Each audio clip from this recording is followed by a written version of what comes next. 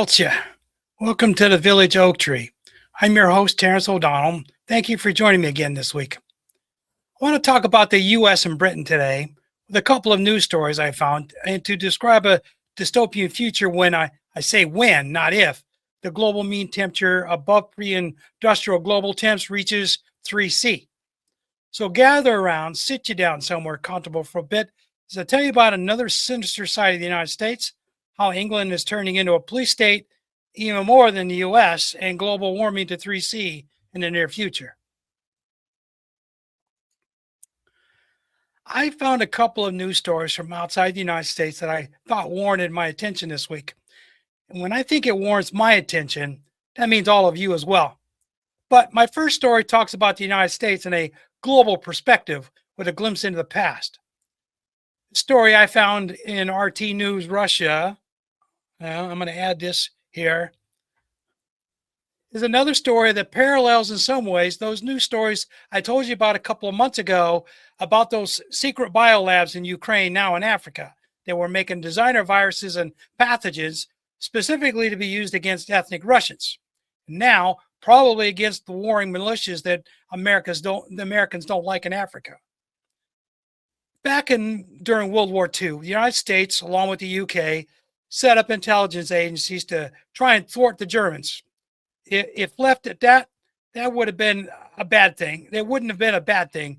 But the Americans figured out right after the war what a good thing they had and how these spies could be deployed against the new arch enemies of the West, the USSR.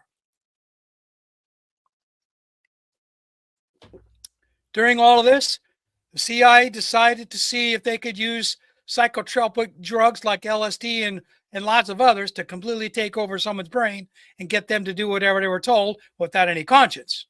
In fact, the perfect soldiers. Through the years that they tried, all their efforts failed, but they did create zombie soldiers out of some and destroyed the minds of others in the process. They eventually shut down the program without anyone ever being held accountable. This MK Ultra program, which got its start around 1953, went under the radar until the early 1970s, when the then Congress tried to find out more about it until they shut down the investigation.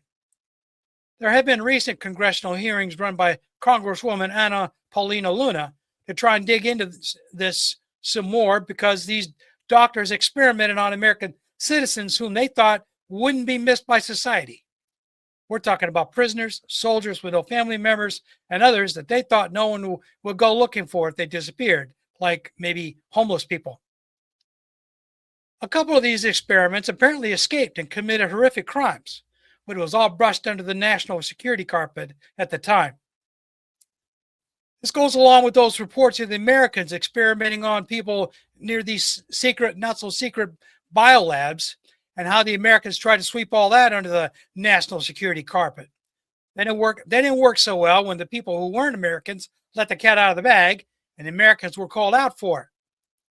There's still speculation that it was the Americans who were conducting secret bio experiments in Wuhan, China, when something escaped, and we remember what happened afterwards. What we're learning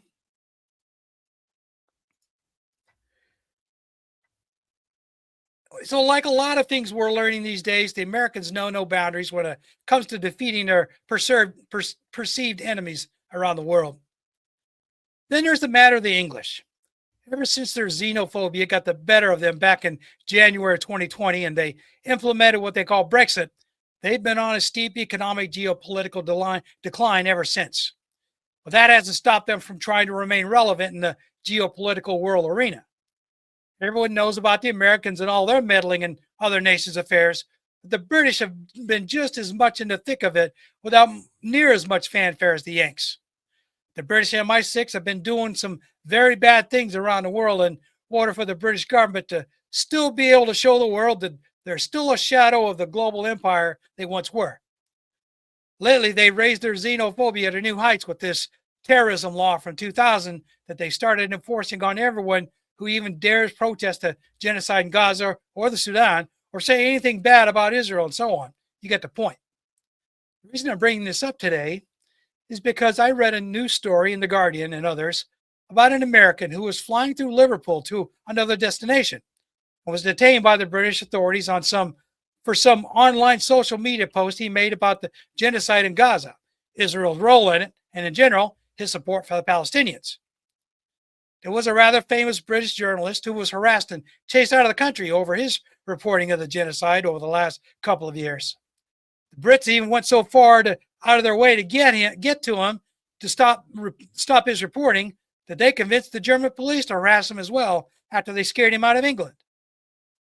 I watched a couple of interviews this reporter gave to Sateo a while back, and it was pretty shocking to learn just how rabid the English have become about anyone even mentioning Palestine, the Gaza genocide, and anything derogatory about Israel. What made me sit up and pay attention more was now they're going after non-citizens flying through their airports and detaining them like terrorists. I warned a friend of mine recently to avoid flying through England if she decides to visit Spain again, which she frequently does. There was a time when I was banned from the UK because of my name and some vague associations the Americans thought I had with some Irish Republican support organizations in the US. This was back during the years of the Troubles. Now, because of my online presence with this podcast, it looks like I may be banned once again. This time not for my affiliations with Sinn Féin, which I still have, but because I've been very vocal about how much I think Israel is a rogue nation and is obviously committing genocide and ethnic cleansing of the Palestinians, the Lebanese in southern Lebanon, and likely southwestern Syria, although no one seems to be reporting on any Israeli atrocities happening there yet. That doesn't mean they aren't happening, just that no one seems to be reporting from there yet. I'm speculating, but given the IDF's history of late, what do you think? Do you think they may be committing war crimes in Syria? So my advice to anyone traveling to Europe, unless you don't have a conscience with regard to the war crimes being committed, and your only online presence is all about puppies, kittens, and flowers, stay away from England in your travel plans from now on. Don't even transfer planes there on your way to somewhere else on that side of the world. You just may find yourself an unwelcome guest of the British government for a while until someone can rescue you, or not. What's driving all the xenophobia? In Britain, it's all about the refugees from the Middle East, Africa, and Southwest Asia. They've overwhelmed the British welfare system to the point of collapse. The British government has run out of money to take care of them, not to mention they're all on an island that only has so much real estate, and there's not enough room for them all anymore. Britain has been shoving them off to other commonwealths, such as the north of Ireland, where they have been drifting down across the south border with the Irish Republic and setting off race riots lately in Belfast and Dublin. Scotland has also had its issues with immigrants showing up in numbers that they can't manage without a lot more money, which London isn't giving them, which is why the Scottish referendum question is making it into the news again. I have a friend from Yorkshire, England, whom I talked to a few times over the last couple of years. And the last time I talked to him via Zoom, he was seriously contemplating moving to Zimbabwe with his mixed family. His partner's from there, and they have children together. He says it's actually safer there than in England now, which gives you a little bit of an idea how bad things are there. I mean, they're getting ready to recycle another prime minister again. I'm also paying a lot of attention to Eastern Europe these days. The German government is making more and more noise about defending against an imaginary Russian invasion. The Poles and Ukrainians are feuding about Nazi affiliations in Ukraine. Italy's prime minister is feuding with Trump about a photo op, and they're all going broke. Israel is making war noises about going after Turkey, and so on.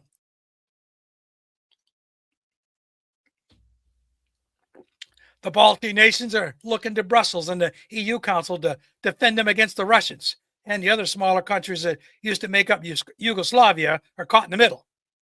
There are some pro-Russian factions there, and others who are wondering why the EU isn't doing more to help them economically. What we, the people, don't want is another global war starting in Europe again, just because a bunch of idiots think that the only way they can stay in their elected positions is to start a war. When I say we, the people, I'm also talking about the average European citizen who only wants a stable lifestyle with no wars. They want a government that will take care of them, and they don't want to pay for politicians to start wars that only benefits the wealthy, kind of like what the average American wants. Which brings me to the catalyst of all this, our warming climate. We're seeing this summer truly what global warming is going to bring all of us around the world. The super El Nino that's starting up in the Pacific Ocean has brought devastating heat domes to Europe and the Americas.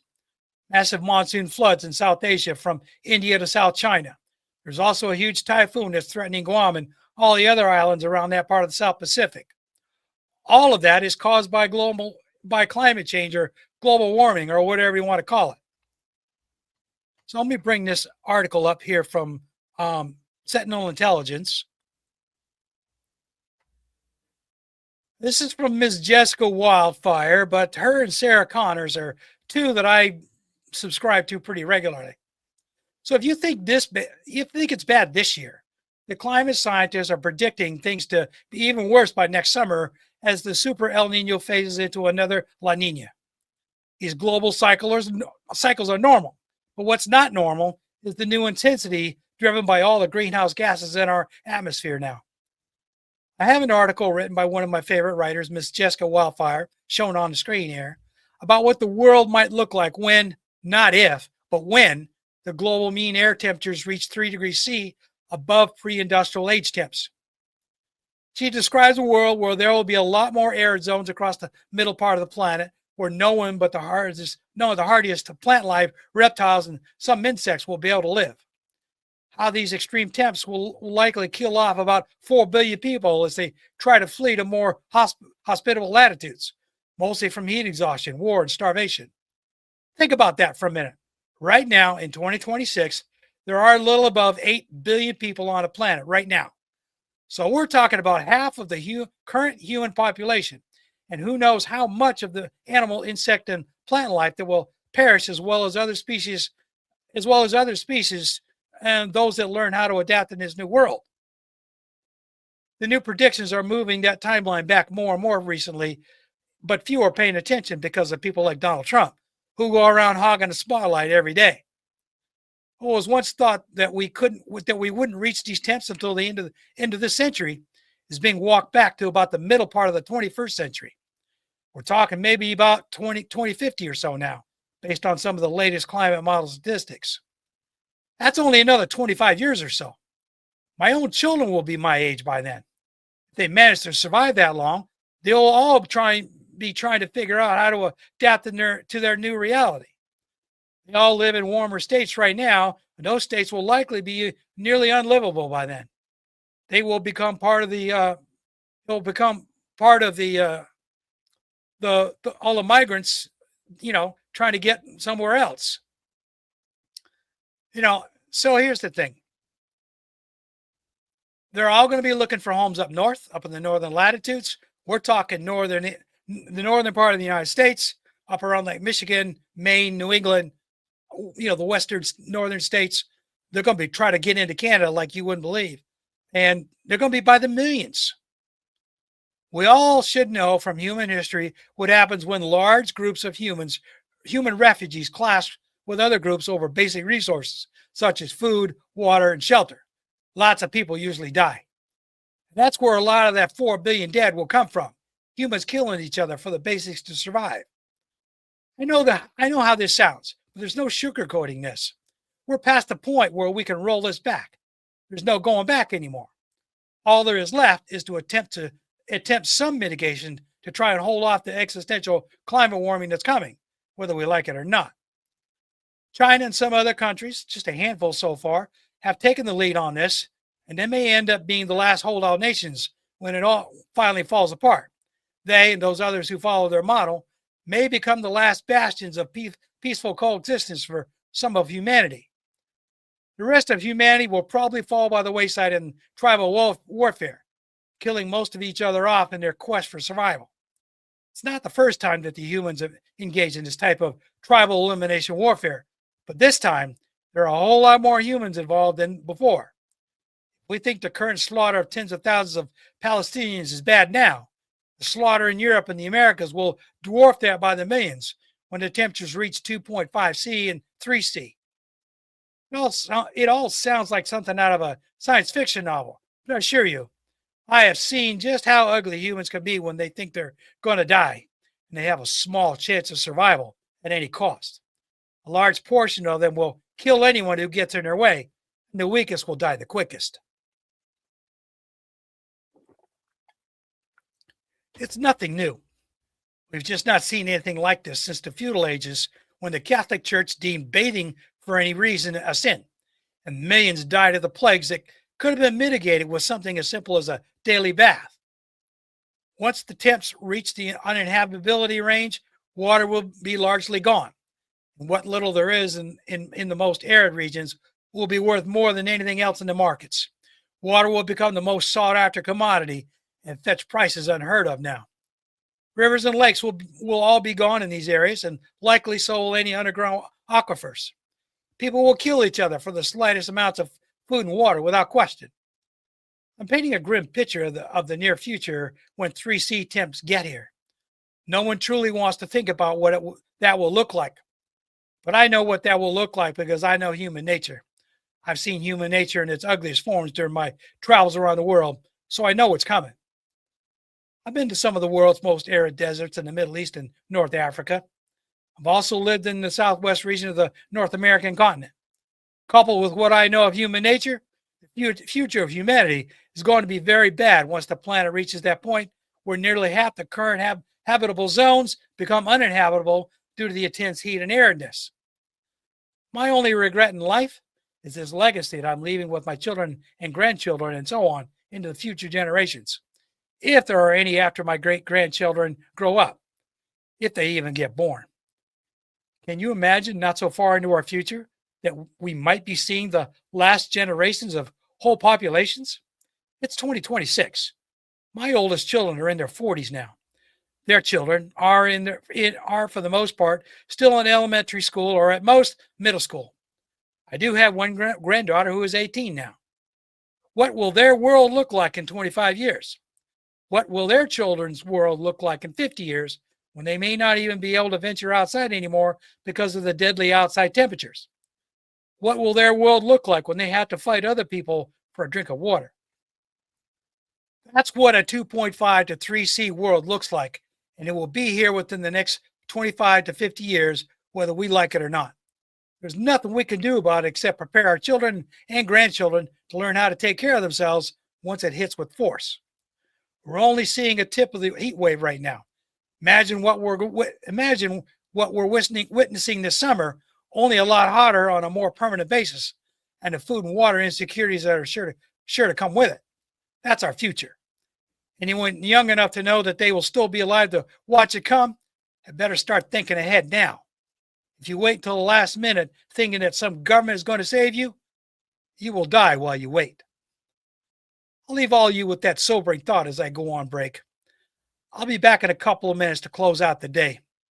So I got a programming note for you. I have so much other stuff going on this week, maybe into next week with regard to IT projects.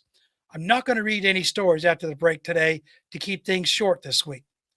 Depending on how quickly I complete my projects will determine next week's schedule. I may take a break next week while I'm completing these projects. So listen to my little commercial, and I'll be back in about a minute to close up. I want to take this time to tell you about my book and explain how you can get one to read. America, 2031. The experiment has failed. A theocratic coup has transformed the United States into an authoritarian state. White Christian nationalists control the government. Millions of non-white citizens have been forced into labor camps or driven into exile. The Constitution is void. The economy is collapsing. And the country that once promised freedom now hunts anyone who remembers what that word meant. Dr. James Naismith is a ghost in this new America. Pakistani American, Muslim, and on the run with a bounty on his head. James practices medicine illegally for the underground resistance and those on the run, treating fugitives, rebels, and anyone the regime has designated undesirable in this new country. His medical kit is contraband. His patients are criminals. His survival depends on staying invisible. But Dr. James isn't running to save himself. His two younger sisters have been incarcerated in a labor camp, and every mile he travels brings him closer to a choice: keep running or risk everything to escape with his sisters. In the mountains of upstate New York, an unexpected reunion changes everything. Deanna, a woman from his past, offers him more than shelter. She has connections, survival skills, and some military training. With her skills and knowledge, they escape across upper New England towards a safe haven through dangerous territory and the fractured nation, igniting a simmering romance along the way. Together they navigate a landscape of betrayal and surveillance, where allies can become enemies, and every decision has fatal consequences. The secret police are hunting them, the resistance network is fracturing, and the journey to safety may cost James more than his freedom. It may cost him the chance to save his sisters. A powerful vision of democracy's collapse and one man's fight for family, faith, and a future worth living. So that's a synopsis of the story, and you can get a copy through the many options I have available in the online store on my website at cronenbeha.com. You can see a picture of that here on your screen. I sell copies directly using an online shopping cart system, or I have links available to several online retailers such as Amazon, Barnes & Noble, and Ingram Spark if you want print to order. There's also many other ebook distributors out there across the world where this is sold as well. So go find yourself a copy and order one today. Feel free to reach out and tell me what you think. All right, so as I said, I'm going to keep this short. I'm going to close out today. So Gora Mahagat, thank you for watching or listening to the show. I hope you enjoyed it and you'll return again to listen to me offer a voice to what a lot of people are thinking these days. To say goodbye this week, I will leave you with this quote from President Emmanuel Macron, President of France. By destroying the oceans, not mitigating CO2 emissions, and destroying biodiversity, we are killing our planet. Let's face it, there is no planet B. Slán go foill.